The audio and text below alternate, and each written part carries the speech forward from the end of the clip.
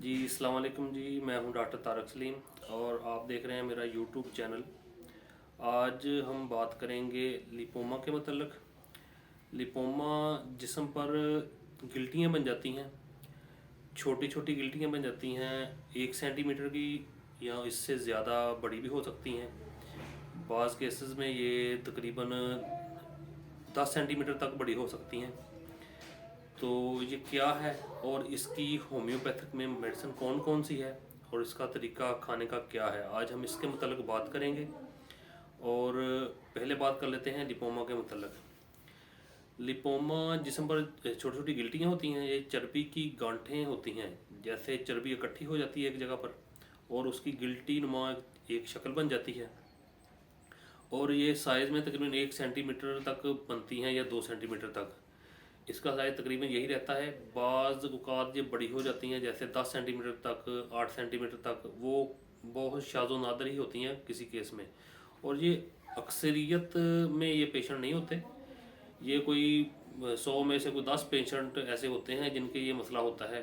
ये बनती क्यों है, मेडिकल में इसका कोई रीज़न तो नहीं बताया गया, लेकिन ये जेनेटिक मसला भी हो सकता है। जैसे किसी की विरासत में चलता हो, दादे में, नाने नानी में, उससे ये मुंतकिल हो सकती हैं। और ये नुकसानदेह भी नहीं होती। जैसे इनमें कोई पेन नहीं होती, पेनलेस होती हैं ये, किसी किस्म की दर्द नहीं होती इसमें। और आप अगर इनको पकड़ने की कोशिश करेंगे तो ये आपके हाथ में ऐसे हिलेंगी और ये एक जगह से पर शक नहीं होंगी, ये बकायदा हिलेंगी। जैसे कोई चीज़ हम पकड़ने की कोशिश करें वो हिलती है। तो इनमें दर्द नहीं होता ज़रा भी। तो इनका एलोपैथिक में तो इसका इलाज सर्जरी होती है, तो सर्जरी करके इनको निकाल दिया जाता है। लेकिन होम्योपैथिक में बहुत सी दवाएँ ऐसी आती हैं जिनसे इनका इलाज किया जा सकता है।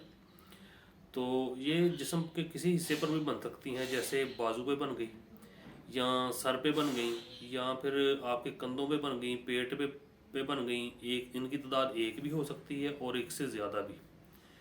और इनके अंदर कोई किसी किस्म का मवाद नहीं होता और किसी किस्म की तकलीफ़ नहीं होती। ये ज़्यादा उन लोगों को बनने के चांसेस होते हैं जिनका जिस्म मोटापे की तरफ माइल होता है। तो उन पर उनके जिस्म में चर्बी की मकदार ज़्यादा होती है। तो चर्बी का वैसे तो एक प्रोसीजर चलता है हमारे जिस्म में, वो मसल के ऊपर उसकी सीधी तय बनती है। लेकिन जब ये गिल्टियाँ बनती हैं तो वो उसमें कोई प्रॉब्लम हो जाती है जिसकी वजह से ये गांठ की शक्ल इख्तियार कर लेती हैं और गिल्टी नुमा हो जाता है मसला। तो ज़रूरी नहीं है कि ये सिर्फ हेल्दी लोगों में बनती हैं, बाज़ औक़ात ये नॉर्मल इंसान भी बन सकती हैं। और इसमें उम्र का भी कोई अमल दखल नहीं होता। ये टीनेजर में भी देखी जा सकती हैं और ये 40 साल से ऊपर वाले उम्र के लोगों में भी ये बन सकती हैं। तो अगर होम्योपैथिक के इलाज के मतलब बात की जाए तो होम्योपैथिक में इसकी चंद ऐसी दवाएँ आती हैं जिनके मतलब मैं बताऊंगा और उनका काफ़ी अच्छा रिजल्ट है इसमें। तो पहली हमारी होम्योपैथिक की मेडिसिन बनती है थूजा। थूजा आपने लेनी है 1 ml टंसी में, और ये आपने हफ्ते में सिर्फ एक दफ़ा लेनी है, यानी कि एक दिन सेलेक्ट कर लें आप और हफ्ते बाद दोबारा रिपीट करनी है इसकी डोज़।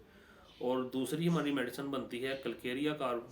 ये आपने 200 CH टंसी में लेनी है और इसका लेने का तरीकाकार ये है कि ये आप एक डोज सुबह को लें, ड्रॉप होते हैं ये 3-4 कतरे आप सीधा ज़ुबान पे डाल लें, और एक डोज आपने शाम को लेनी है। और तीसरी मेडिसिन हमारी बनती है एसिड फ्लोरिकम। ये आपने 30 CH टंसी में लेनी है। इसका लेने का तरीका ये है कि ये भी ड्रॉप होते हैं, ये आपने 2-3 कतरे सुबह, 2-3 कतरे दोपहर और 2-3 कतरे आपने रात को लेने हैं। और जो हमारी लास्ट में मेडिसिन बनती है वो है कलकेरिया फ्लोर। ये आपने 6x फ्रेंसी में लेनी है। ये गोलियों की शक्ल में आती है, टैबलेट फॉर्म होती है ये आपने 6 गोली सुबह लेनी है और 6 गोली आपने शाम को लेनी है। ऐसे ही चबा लेनी है, मीठी गोलियां होती हैं, कोई खाने में दिक्कत नहीं आपको होगी, इजीली खाई जाएंगी। और परहेज़ में इसके यही है कि आप तली हुई चीज़ों से परहेज़ करें जिससे मोटापा आता है, कोल्ड ड्रिंक से परहेज़ करें और फास्ट फूड से परहेज़ करें। तो यही इसके परहेज़ में हम है। बकाया वीडियो को लास्ट तक लाजमी देखा करें और वीडियो अच्छी लगे तो कमेंट और शेयर भी कर दिया करें और चैनल को सब्सक्राइब भी लाजमी किया करें।